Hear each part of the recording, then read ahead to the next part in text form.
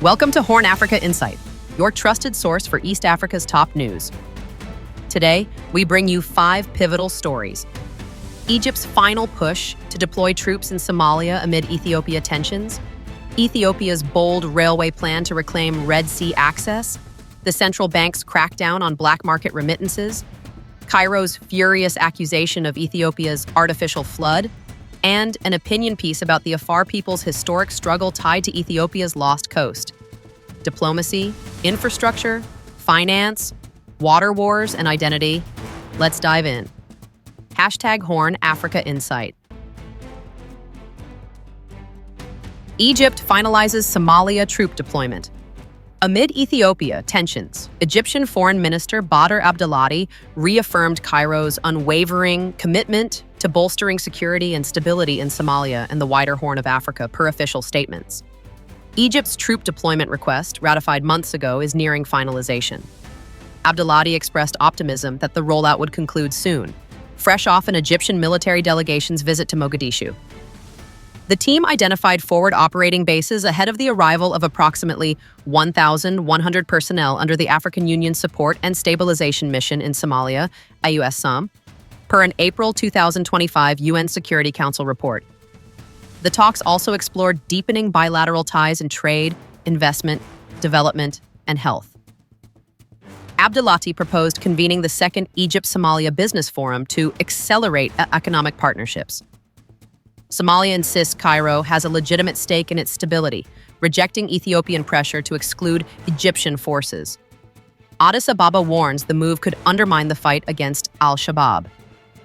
Ethiopia contributes 2,500 troops to AUSSOM, which replaced Unease this year and runs through 2028.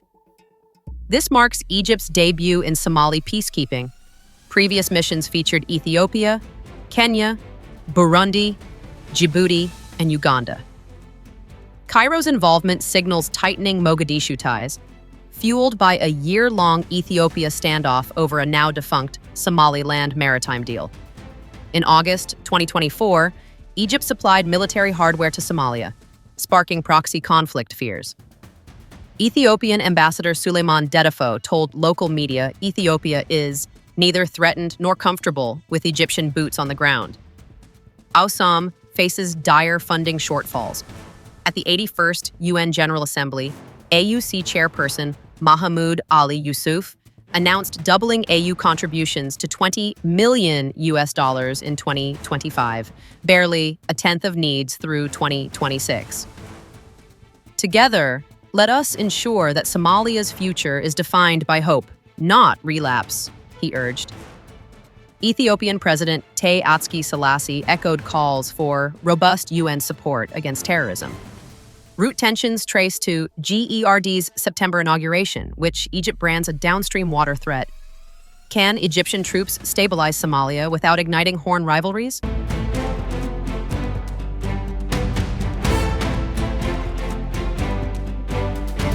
The Ethiopian Railway Corporation, ERC, unveiled ambitious plans for $1.58 billion standard gauge railway linking northern Ethiopia directly to Red Sea ports Tajura, Assab, and Massawa, per a 21-page report presented recently at the National Railway Business and Investment Summit in Addis Ababa's Skylight Hotel. Obtained by the reporter, the document details the 216-kilometer single-track Weldia Hara Gebeya Mekele line, pegged at nearly $1.6 billion. The railway connects Ethiopia with Tajura, Assab, and Massawa ports, it states, anchoring the project in Ethiopia's maritime reclamation drive. ERC aims to isolate legacy disputes to protect investor confidence in new ventures like Weldia Mekele, aligned with the National Railway Master Plan. Cross-border studies with regional partners advance African Union integration goals. Financing will demand diversified mechanisms, Hailina stressed. The plan revives Ethiopia's sea access quest. Djibouti offered Tajura port control last year, unanswered as of December 2024 from Ethiopian side.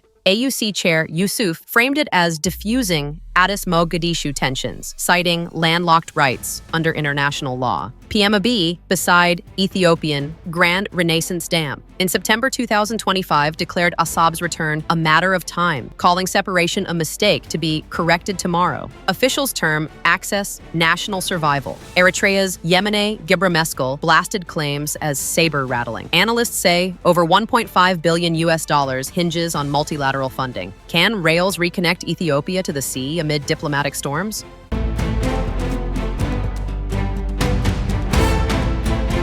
Ethiopia cracks down on black market remittances. Ethiopia's central bank issued a stern warning to unlicensed money transfer operators, vowing rigorous enforcement against illegal remittances, jeopardizing financial stability, per remarks at a Washington, D.C. high-level meeting on the sidelines of the 2025 IMF World Bank annual meetings. National Bank of Ethiopia, NBE, Governor Ayoub Tekaline declared zero tolerance for underground transactions. The national bank will take strong enforcement measures against those who continue to conduct money transfer activities illegally, he stated. Such actions undermine the integrity of the financial system and the country's broader economic stability. While welcoming Hawala operators into formal channels, Tekaline noted most have ignored repeated compliance appeals. National Bank of Ethiopia is intensifying monitoring and investigations to identify violators. He reassured stakeholders that foreign exchange reserves remain prudent and secure, underscoring commitment to macroeconomic stability and investor confidence. International money transfer firms and commercial banks praised Ethiopia's financial reforms, offering input to enhance efficiency, compliance, and accessibility in formal markets. The crackdown mirrors continent-wide efforts to regulate informal systems, curb illicit flows, and bolster local currencies amid soaring remittance reliance. Ethiopia received over $5 billion in diaspora remittances last year, critical forex amid trade deficits. Yet,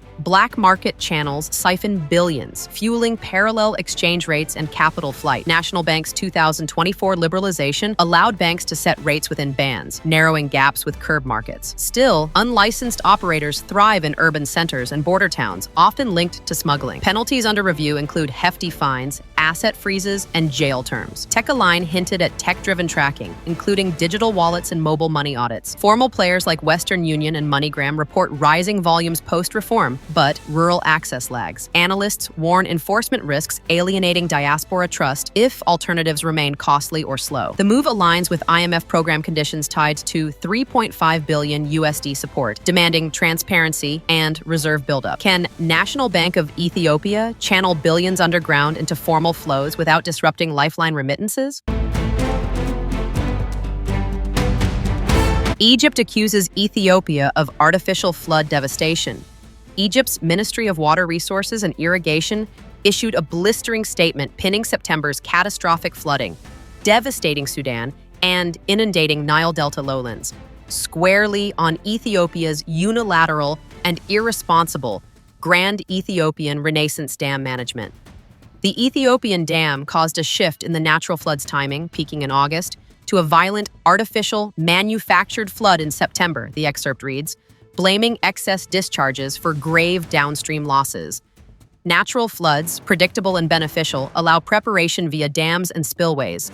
Egyptian farmers have calibrated to them for millennia. Artificial surges, triggered by over-storage or erratic releases, wreak uncontrolled havoc, as seen in Sudan. Ethiopia denies culpability, but Cairo calls it typical arrogance, dismissing transboundary treaties and asserting unfounded source rights. The statement warns, PM Abiy's administration allegedly prioritizes political showmanship over competence, dumping excess water without regard for schedules or calculations. The late September deluge disrupted planning, verified losses mounting without Addis remorse. Egypt vows long-term patience and dignified restraint, but keeps all options open against grave harm. The Renaissance Dam is branded illegal, built on falsehoods, violating international law via fait accompli. Cairo fiercely guards its Nile quota, not diminished by a single drop. Sudan reported over 150 deaths, 500,000 displaced. Egypt saw farmland submerged. Satellite data shows the Renaissance Dam's reservoir at capacity post-monsoon,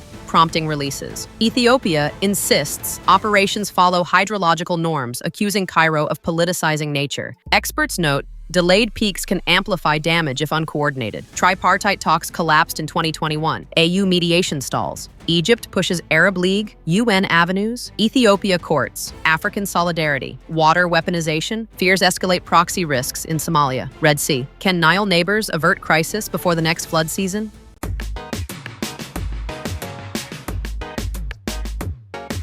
The Afar question and Ethiopia's lost coast.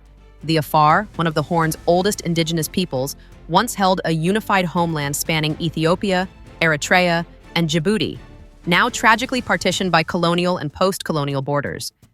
Despite resistance, they face systemic marginalization in all three states. Yet, Afar identity endures through kinship, language, and pastoral tradition, conceiving their land as an indivisible Afar land along the Red Sea to Gulf of Aden, a geopolitically vital corridor. French, Italian, and post-World War II Ethiopian control fragmented this space, rich in resources and ports like Assab and Djibouti, central to Ethiopia's economy and security. Under Haile Selassie, Afar sultans petitioned for unified administration, denied, fueling suspicion of Great Afar irredentism. The 1970s saw the Afar Liberation Front, ALF, emerge. The Derg briefly offered autonomy, but split Assab, setting the stage for 1993's Eritrean referendum, conducted without Afar consent, per testimonies. TPLF and EPLF allegedly engineered separation, severing Ethiopia's coast and splitting Afar society. Ethiopia's EPRDF granted an Afar regional state in 1991, but relegated ANDP, later Prosperity Party affiliate, to peripheral status, limiting power and investment.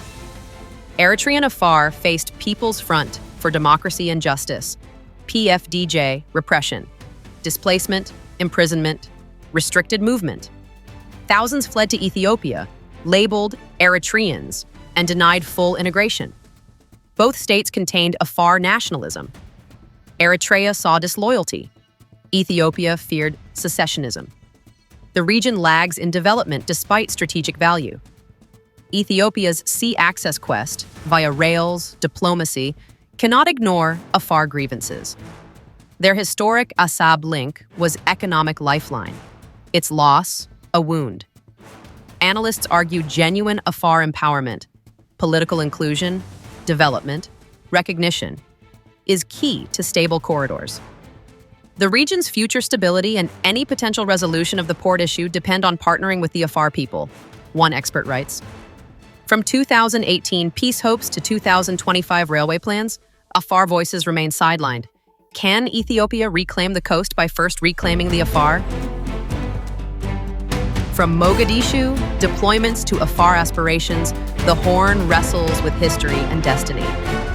If you enjoyed this episode, hit like, share, and subscribe for more East African updates.